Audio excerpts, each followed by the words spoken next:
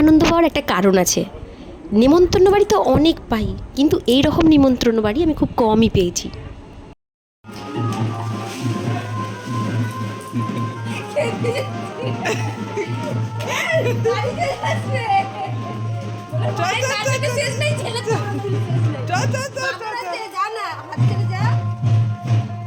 একটা নেমন্তন্ন বাড়ি পেয়েছে বলে কথা।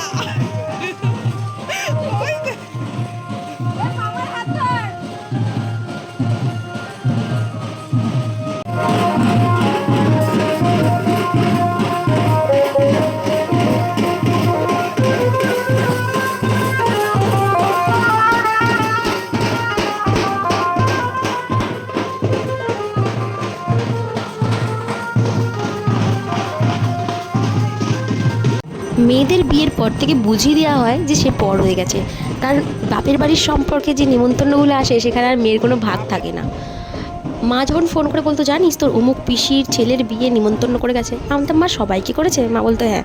হ্যাঁ মা, আমিও যেতে পারবো? মা বলতো এই তোর বাড়িতে যে বলেছে তাই যে তুই যাবি। মেয়েদের বিয়ের পর মেয়েরা এইভাবে নিমন্ত্রণতে যেতে পারে না।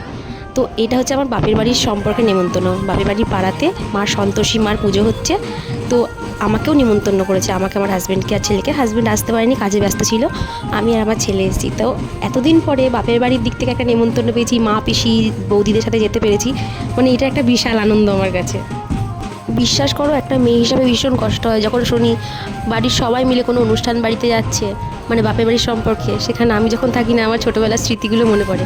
তো আজকে এই নিমন্ত্রণ বাড়িটাতে আমি খুব আনন্দ পেয়েছি। তোমাদের যাদের রিসেন্ট বিয়েছে তাদের কি আমার মতনই একই মনের কষ্ট হয়? অবশ্যই জানিও কমেন্টে। আর ভিডিওটা কেমন লাগলো অবশ্যই জানিও, আর ভালো লাগলে একটা লাইক করো আর শেয়ার করো।